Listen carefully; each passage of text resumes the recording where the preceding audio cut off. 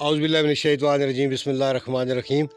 ਇਹ ਇੱਕ ਵੀਡੀਓ ਜਿਹੜੀ ਅਸਾਂ ਬਣਾਈ ਸੀ ਕੱਲ, ਤੁਸੀਂ ਦੱਸਿਆ ਮਤਲਬ ਹੈ ਕਿ ਖਰਗੋਸ਼ ਮੈਂ ਕਿਸ ਤਰ੍ਹਾਂ ਪਕੜਨਾ ਸੀ ਔਰ ਮੈਂ ਇਸ ਏਰੀਏ ਵਿੱਚ ਕਿਸ ਤਰ੍ਹਾਂ ਆਪਣੇ ਜ਼ਿੰਦਗੀ ਨੇ ਦਿਹਾੜੇ ਗੁਜ਼ਾਰੇ ਨੇ। ਤੇ ਉਹ ਭਾਈ ਯਾਰ ਜਿਹੜੇ ਅਸਾਂ ਨੇ ਮਤਲਬ ਇੱਥੇ ਹੋਣੇ ਉਹਨਾਂ ਕੀ ਵੀ ਮੈਂ ਬੁਲਾਇਆ, ਮੈਂ ਆਖਿਆ ਅੱਛਾ ਹੋਇਆ ਪੁਰਾਣੀਆਂ ਯਾਦਾਂ ਜਿਹੜੀਆਂ ਨੇ ਤਾਜ਼ਾ ਕਰਾਂ। ਤੇ ਇਹ ਪੁਰਾਣਾ ਜਿਹਾ ਨੇ ਸਿਲਸਿਲਾ ਜੀ, ਇਹਨਾਂ ਨੇ ਇਸ ਜਗ੍ਹਾ 'ਤੇ ਇਹ ਬੱਕਰੀਆਂ ਨਾ ਇੱਕ ਬਾੜਾ ਟਾਈਪ ਬਣਾਇਆ ਹੈ। ਬੱਕਰੀਆਂ ਇੱਥੇ ਮਤਲਬ ਕਰਨੇ ਇਹ ਇਹਨਾਂ ਨੇ ਥੋੜੀ ਬਹੁਤੀ ਬੱਕਰੀਆਂ ਸ਼ਕਰੀਆਂ ਵਾਸਤੇ ਚਰੀ ਸ਼ਰੀ ਬਣਾ ਕੇ ਰੱਖੀ ਹੈ ਤੇ ਬੂਟੇ ਸ਼ੂਟੇ ਲਾਏ ਨੇ ਸਾਰੇ ਬੱਚੇ ਬੜੇ ਖੁਸ਼। ਇਹ ਇਹਨਾਂ ਦਾ ਛੋਟਾ ਜਿਹਾ ਮਤਲਬ ਹੈ ਕਿ ਡੇਰਾ ਟਾਈਪ ਇਹਨਾਂ ਬਣਾਇਆ ਹੈ। ਤੇ अस्सलाम वालेकुम भाइया जी, अस्सलाम वालेकुम, इधर हो, क्या हाल है? वालेकुम सलाम।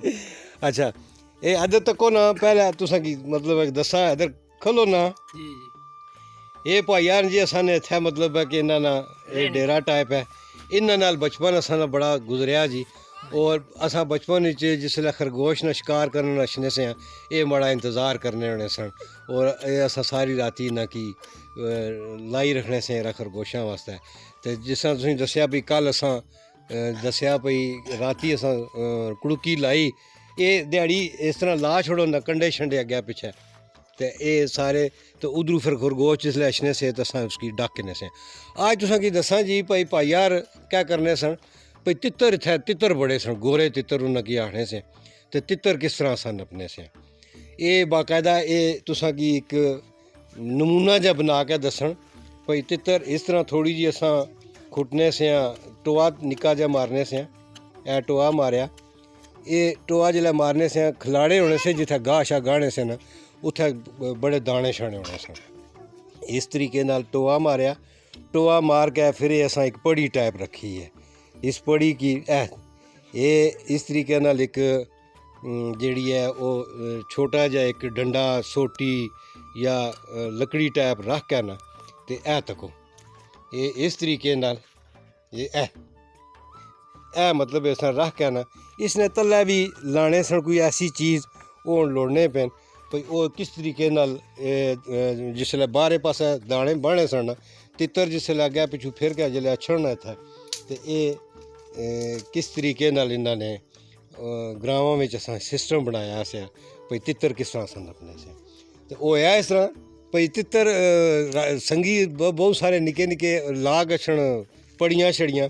तो जेदी क्या करे, जेदी फजली सवेला सवेला उठा ना जी, ये तको जी जेदी फजली सवेला सवेला उठा तो जिसने अपना पड़ी च लगे होना तितर जेदी गच क्या काढ़ा डुबया लान वो भाई यार बड़े हसने आड़े जेदी उसले काट डालना से तितर। ये तको जी ये सिलसिला इन्होंने बनाया।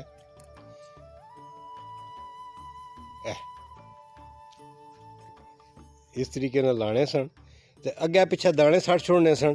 तो फिर जिसलै वो तितर पैर रख के ना तो उसने जेड़ा टोआ जो उसने विचों दाने कढ़ने वास्ते जिसलै इस लकड़ी जी पर पैर रखना से ना तो वो लकड़ी जी है टह जानी सी तो तितर अंदर ते पड़ी उपर आ गया। तो एक सिलसिला इस तरीके नाल इन्होंने बना के ना जी तो वो असां की मतलब है कि तितर असां नपने होने से। फिर जाला नाल भी तितर नपने से, जाल बाकायदा होने सन उन्हां नाल तितर नपने से। कुत्ते से असां को कुत्तियां नाल इन्होंने तको जी बड़ा सोहना एक और संग बनाई करती तको जी एक डिमॉन्स्ट्रेशन की है जी। कुछ मतलब है कि लोगों की संगियां मेरे ने सर ऐसे होता था कि जब ये तीतर हम पकड़ने के लिए आते थे ना गांव में, एक तो वो तरीका था कि हम साइडों पे बहुत सारे कंडे वगैरह लगा देते थे, एक जगह छोड़ देते थे। वहाँ से जब खरगोश आता था तो वो उसको एक जगह पे आके वो एक फाई कुड़की टाइप लगा देते थे।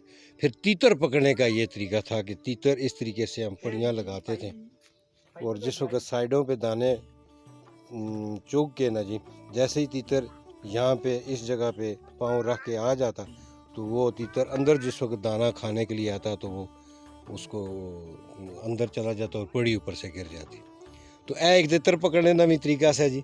ये तुसां की दसा जी है माशाल्लाह। ये देखो ओए बेटा इधर आओ, ओए सनी ये देखो माशाल्लाह माशाल्लाह गोट یہ تیتروں کے تیتروں کے چہچانے کی آوازیں بھی آ رہی ہیں جی. اس جگہ پہ بڑے تیتر ہیں. اب تو کالے تیتر بھی آ گئے ہیں, گورے بھی تیتر ہیں, اور اس ایریے میں اتنا شکار ہے نا جی کہ میں آپ کو کیا بتاؤں. اب میں یہ دیکھو ادھر آؤ سنی, یہ دیکھو سنی, یہ دیکھو آہا, ایک یہ بھی ہے جی چھوٹا سا. دو میمنے جی, ماشاء اللہ ماشاء اللہ ماشاء اللہ ماشاء اللہ.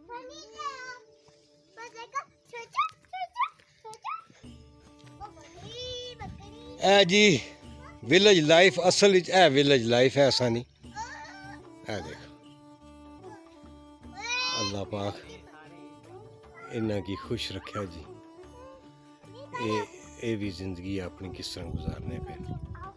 اور ہوں تو یہ سارے لوگ شفٹ ہو گئے نا اپنے گراں والے پاسے. یہ ٹوک ہونی سی اتنے مال ڈنگر رکھیا سی نے. شاید تساں کی تترا نہیں آواز آنی پی اسی. اس وقت تتر جڑے کالے بھی اور گورے تتر بھی وہ مطلب ہے کہ بولنا شروع ہو گئے. لیکن ہوں اتنی ہمت اور طاقت کوئی نہیں کہ انہاں تتراں کی پکڑی ہے.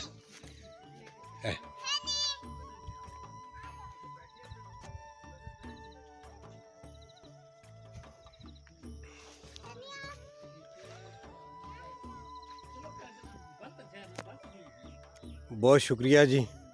چلو اللہ پاک خوش رکھا تساں کی. آپ نے میرا ساتھ دیا جی.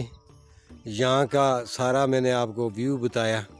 اور ایک اور چیز بتاؤں گا کہ میں ایک سٹوری ہے میرے پاس, وہ سٹوری ابھی میں آپ کو بتاتا ہوں. جی بیٹا میں آ رہا ہوں جی. اچھا, میرے کچھ یوٹیوب فیملی کے ممبرز نے کہا تھا کہ آپ کو تھوڑا سا اردو میں بھی ایکسپلین کروں. تو یہ میرے گاؤں کی پرانی یادیں ہیں جی. تو یہ جتنی بھی زمین ہے نا اس میں اس وقت گندم کی بجائی ہو چکی ہے.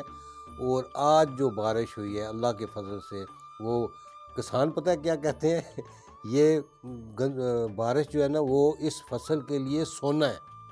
تو اللہ نے بڑا کرم کیا. یہ گندم جو ہے انشاءاللہ بڑی اچھی ہو جائے گی, اللہ ان کو نصیب کرے. تو میں انشاءاللہ کوشش کروں گا کہ 1 مہینے کے بعد اللہ مجھے زندگی کے ساتھ صحت عطا فرمائے تو میں یہاں پہ آ کے نا تو اس گندم کی جس وقت تھوڑی بڑی ہو جائے گی تو اس میں آیا کروں گا. تو وہ آپ کو گندم کا بھی بتاؤں گا. اس کے اندر سرسوں جو ہے نا وہ نکلے گی, وہ جب پھولے گی وہ میں سرسوں آپ کو بتاؤں گا. تو یہ ساری چیزیں آپ کو انشاءاللہ شیئر بھی کروں گا. اور جس وقت اس کی کٹائی ہوگی نا گندم کی کٹائی کے ٹائم اور پھر اس کو سنبھالتے کیسے, یہ ساری چیزیں جو ہے نا ہم شیئر کریں گے.